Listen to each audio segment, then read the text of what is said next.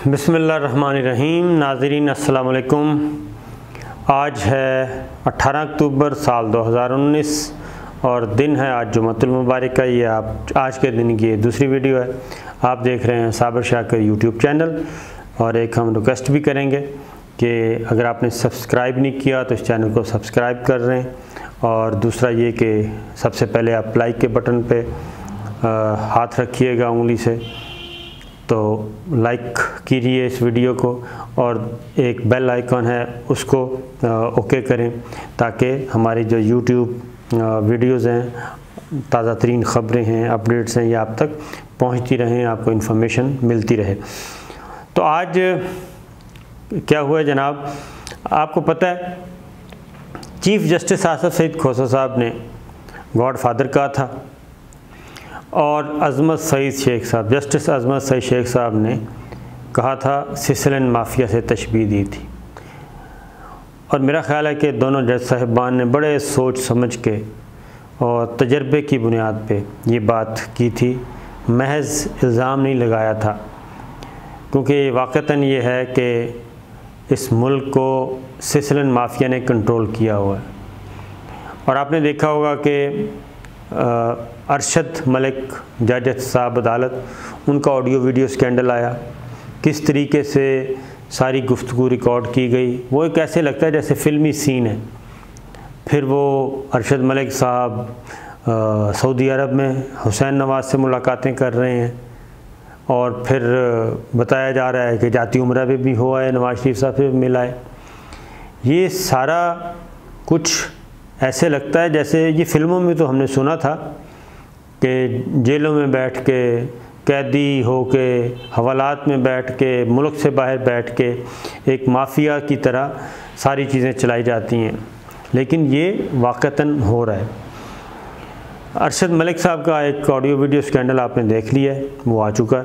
अब एक और स्कैंडल आने वाला है और उसमें क्या है जनाब, हुसैन नवाज़ साहब ने इसका कहा है और उन्होंने ट्वीट किया है, और वो है chairman NAB justice Javed Iqbal साहब का। अब जस्टिस जावेद इकबाल साहब, बशरी कमज़ोरियाँ होती हैं हर किसी में, लेकिन अभी तक उनकी फ़ाइनेंशियल करप्शन के बारे में ऐसी कोई चीज़ मंजर आम पे नहीं आई। अब जस्टिस जावेद इकबाल साहब क्या कर रहे हैं, जस्टिस जावेद इकबाल साहब को अपॉइंट किया था पीपल्स पार्टी ने और मुस्लिम लीग नवाज़ ने, लीडर ऑफ अपोजिशन और leader of the house Khurshid Shah साहब और शाहिद खाकान अब्बासी साहब, इन्होंने मिलकर ये अपॉइंट किया था जस्टिस जावेद इकबाल साहब को। और अच्छी तरह, और ये सोच के किया था कि फ़्लेक्सिबल हैं, अकोमोडेट किया करेंगे सबको, और इसलिए जान पहचान गारंटर शरंटर दरमियान में कर दिया। अब जस्टिस जावेद इकबाल साहब ने जब अपना काम शुरू किया तो अब उन पे चढ़ाई की जा रही है। उसकी रीज़न है कि वो एक तो 2-3 मुकदमात, मरियम बीबी को सज़ा हो चुकी, नवाज़ शरीफ साहब को सज़ा हो चुकी और सज़ा कमी के ख़िलाफ़ अपीलें दायर हो चुकी। जिस रेफरेंस में नवाज़ शरीफ साहब को बरी किया उसके ख़िलाफ़ भी अपील फ़ाइल हो चुकी। हसन नवाज़, हुसैन नवाज़, हमज़ा शहबाज, सलमान शहबाज, उसके बाद हैं जी आपके इसहाक डार साहब, इन सब के ख़िलाफ़ मुकदमात हैं। नैब क्या कर रहा है, नैब उनकी जो भी है मफरूर तो हैं, गैर हाज़िर भी हैं, मफरूर हैं, अदालत में पेश नहीं हो रहे, उनकी अदम मौजूदगी में जायदादों की ज़ब्ती का काम शुरू हो रहा है। जायदाद ज़ब्त की जा रही है, प्लज की जा रही हैं और उसमें आगे से आगे चीज़ें बढ़ रही हैं। अब बजाय इसके कि अपने मामला ठीक किए जाएँ, अब चेयरमैन नैब के ख़िलाफ़ एक स्कैंडल आ रहा है। और ये स्कैंडल क्या होगा, पहले वो ख़वातीन के साथ, एक ख़ातून के साथ बल्कि कहना चाहिए, वीडियो आई थी, वो भी उनको ब्लैकमेल करने के पॉइंट ऑफ व्यू से मुख्तलिफ़ टुकड़े जोड़े गए थे। वैसे तो एहतियात करनी चाहिए हर तरह से, ख़ास तौर पे जो अहम ओहदों पे लोग हों, सेंसिटिव, उनको। तो ये आ रहा है। फिर एक और चीज़, अभी इनको उम्मीद है पीपल्स पार्टी जरदारी साहब को भी और नवाज शरीफ साहब को भी और मरियम बीबी को भी, ये कहीं ना कहीं से आस लगाए बैठे हैं। और आस किसने लगवाई है अभी तक मालूम नहीं, अभी तक कोई ऐसी चीज़ नहीं मिल रही। लेकिन इनका ख्याल है कि ये जो हम एक प्लान किया है, धरना वरना जो भी है, ये सारा कुछ नवाज शरीफ साहब और मौलाना फजल रहमान साहब ने आपस में बराह रास्त किया। फिर हुसैन नवाज साहब क्यों एक्टिव हो गए हैं? एक ख़त जो लिखा गया था वो कैप्टन सफदर साहब के ज़रिए हुसैन नवाज तक पहुंचाया गया और उनके मुंह से निकल भी गया था कैप्टन सफदर साहब के कि जनाब एक ख़त नवाज शरीफ साहब ने हुसैन नवाज साहब को लिख दिया है, अब पार्टी अमूर वो चलाएँगे। अब वो कैसे चलाएँगे? अब उस ख़त का आज मुस्लिम लीग नवाज़ ने बिल्कुल इनकार कर दिया, कैसे किसी ख़त का कोई वजूद ही नहीं है। लेकिन वो ख़त के बारे में शहबाज शरीफ साहब और किसी और को भी नहीं बताया गया और वो ख़त हुसैन नवाज साहब तक पहुंच चुका है या पहुंच गया होगा। आजकल तो व्हाट्सएप में तस्वीरें लेके भेज देते हैं और अगर नहीं तो कोई बाई हैंड बंदा ले जाता है। तो ये चीज़ चल रही है। तो लिहाजा आने वाले दिनों में इंतज़ार करें। इंशाअल्लाह हम भी कोशिश कर रहे हैं कि ऐसी कौन सी चीज़ है जो तैयार की गई है जस्टिस जावेद इकबाल साहब के बारे में। फिर यह कि आज बात हो रही है सिसलिन माफिया की।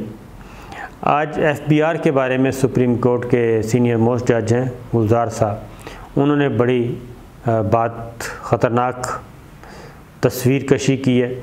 और वो तस्वीर कशी ये है कि सैकड़ों अरब के जो टैक्स हैं वो चोरी हो जाते हैं सालाना, लेकिन उनकी रिकवरी के लिए एफबीआर जो है वो काम नहीं करता, बल्कि एफबीआर ख़ुद ही ऐसा है। तो जस्टिस गुलजार साहब ने आज कहा है कि एफबीआर को बंद कर देना चाहिए, एफबीआर बंद होगा उससे अच्छा रिज़ल्ट आ जाएगा। ये तो हमने बताया जी गॉड फादर सिसलिन माफिया की सूरत हाल। लेकिन इमरान खान साहब बिल्कुल इससे पैरेलल, ऐसे लगता है जैसे उनको इन चीज़ों की परवाह नहीं है। वो क्या कर रहे हैं, आज उन्होंने एक और गुफ्तगू अपने चंद बहुत ही क्लोज़ सर्कल बात हो रही थी, तो उसमें उन्होंने ये कहा है कि जनाब मुझे जो टीम मिली है वो उसकी वजह से मैं काफ़ी एम्बैरस हो रहा हूँ। और टीम से मुराद है काबीना के अरकान, उनके मुआवनीन ख़ुसूसी, उनके मुशीर, वो मुराद है। तो उन्होंने कहा कि उसकी वजह से काफ़ी एम्बैरसमेंट हो रही है। और ये मेरी टीम के लोग क्या कर रहे हैं, मेरी टीम के लोग आपस में ही एक दूसरे को गंदा कर रहे हैं, एक दूसरे की टांगें खींच रहे हैं और ज़ाती मफादात और ज़ाती एजेंडे पे लगे हुए हैं। और इनको कोई फ़िक्र नहीं है कि वो पीटीआई किस मकसद के लिए आई थी, लोगों के साथ क्या वादा किया था और लोगों ने पीटीआई पे एतमाद क्यों किया, दो बड़ी जमातों को रिजेक्ट करके बाकी छोटी जमातों को रिजेक्ट करके क्यों एतमाद किया। तो ख़ास तौर पे पिछले दिनों एक वफाकी वज़ीर ने फवाद चौधरी साहब ने बयान दिया MQM के बारे में, MQM को नाराज़ करने की कोशिश की। इस मौके पे एक इत्तेहादी जमात को नाराज़ करना, जबकि हर इत्तेहादी जमात, वो खा GDA है, MQM है, पाकिस्तान मुस्लिम लीग काफ है, BNP मैंगल है, किसी भी एक जमात को इस तरीके से नाराज़ करना और उसको टीज़ करना, ये बहुत ख़तरनाक था। इस पे वज़ीर आज़म ने नापसंदीदगी का इजहार भी किया, गुस्से का भी इजहार भी किया। फिर फवाद चौधरी साहब ने एक और बात की, वो की कि जी नौकरियां देना गवर्नमेंट का काम नहीं है, कोई नौकरी शौकरी नहीं है। यानी इस तरीके से ये भी, इसको भी देखा गया कि ये ऐसे मौके पे कि जब धरना, आज़ादी मार्च, लॉन्ग मार्च, अपोजिशन शोर मचा रही है कि बेरोज़गारी है, रोज़गार नहीं मिल रहा, नौकरियों पे पाबंदी है, ऐसे वक्त में ये बात करना। फिर इसी तरीके से चंद मुआवनीन ख़ुसूसी हैं वो आपस में लड़ते रहते हैं, वफाकी वज़ीर हैं वो आपस में लड़ते रहते हैं, मीडिया को ख़बरें देते हैं एक दूसरे को नीचा दिखाने के लिए।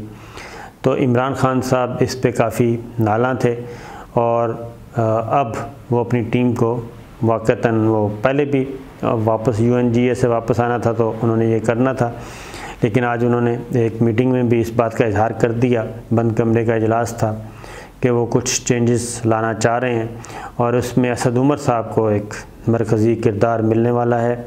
एक सिर्फ महज वफाकी वज़ीर नहीं होंगे, बल्कि हो सकता है वफाकी वज़ीर प्लस कुछ हो जाएं, कोई सुपरविजन उनको दे दी जाए कुछ वजारतों की, कि वो बराह रास्त असद उमर साहब उन वजारतों के बारे में रिपोर्ट लिया करें और इसको चलाएं। तो ये एक मेजर चेंज आने वाली है। अब एक और चीज़ आपसे शेयर कर लें, आपको याद होगा कि UN जनरल असम्बली में एक थे इमरान ख़ान पाकिस्तान, एक तुर्की, एक चाइना, ये 3 मुल्क और 3 मुल्कों की क़यादतें आपस में बहुत करीब करीब नज़र आईं। तो ज़ाहिर है ये चीज़ें पसंद नहीं हैं। तैयब अर्दवान ने भी कश्मीर का मसले पे खुल के इजहार किया और आड़े हाथों लिया। फिर मलेशिया के महातीर मोहम्मद ने भी कश्मीर के मामले पे खुल के बोले, पाकिस्तान की हिमायत की, अक़वाम मुत्तहिदा पे तनक़ीद की, सुपर पावर्स पे तनक़ीद की। तैयब अर्दवान भी बड़े धड़ल्ले से बोलते रहते हैं। तो एक ख़त लिखा सदर ट्रंप ने, बहुत धमकी अमेज़ तुर्क प्रेसिडेंट को, तैयब अर्दवान को, और उसके बाद जब उस ख़त पे कोई असर नहीं हुआ तो वो ख़त फिर सोशल मीडिया के ज़रिए एक सहाफ़ी के ज़रिए ट्वीट कराया गया, वो सोशल मीडिया पे आ गया, फिर वो डिलीट कर दिया, उस सहाफ़ी से डिलीट करवाया गया। तो मकसद था अपनी ज़रा एम्बैरसमेंट कम करना और तुर्की के सदर को निशाना बनाना। लेकिन तुर्की के सदर ने वो ख़त तो फेंका रद्दी की टोकरी में और ऑपरेशन शुरू कर दिया शाम में। तो कुर्दों के ख़िलाफ़ ऑपरेशन, वो कुर्द जो तुर्की के ख़िलाफ़ नबर्द आज़मा हैं, ये वो कुर्द हैं जिनको ख़ुद ही अमेरिकन ने ISS की सूरत में किया था, इराक़ में इस्टेब्लिश किया, वहाँ पे लड़वाया, प्रॉक्सी एक खड़ी की। यही काम शाम में हो रहा था, शाम को मैदान जंग बनाया हुआ था, मकसद था तुर्की को भी साथ डिस्टेबल किया जाए। तो तुर्की के प्रेसिडेंट ने वो ऑपरेशन शुरू कर दिया। उधर उनको धमकियां दी जा रही हैं, इधर अपोजिशन खड़ी की जा रही है धरने की सूरत में, और मौलाना फजलुर रहमान साहब को आगे लाया जा रहा है जिनकी 8 सीटें हैं। तो इसलिए ये माजी में भी ऐसा हो चुका है। 1974 में पाकिस्तान ने इंटरनेशनल इस्लामिक OIC इस्लामी ममालिक के सरबराहान का इजलास बुलाया था लाहौर में। तो उसमें भी उस वक्त की जो लीडर थी, बाद में उन सब को एक एक करके फारिग कर दिया आलमी ताकतों ने। उसमें किंग फैसल भी शामिल थे, सऊदी अरब के बादशाह, उसमें कर्नल कदाफ़ी शामिल थे लीबिया के, उनको फारिग किया आपने देखा। इसी तरीके से अनवर सादात थे मिस्र के, उनको फारिग किया। तो ये चीज़ें दोबारा फिर चीज़ें शुरू हो चुकी हैं और हमें दुआ भी करनी चाहिए कि अल्लाह ताला मुस्लिम उम्मा में जो अच्छे लीडर हैं, कोई चंद एक, वो उस तरह के और भी आएँ और पाकिस्तान को भी अल्लाह महफूज रखे और बाकी मुस्लिम ममालिक को भी महफूज रखे।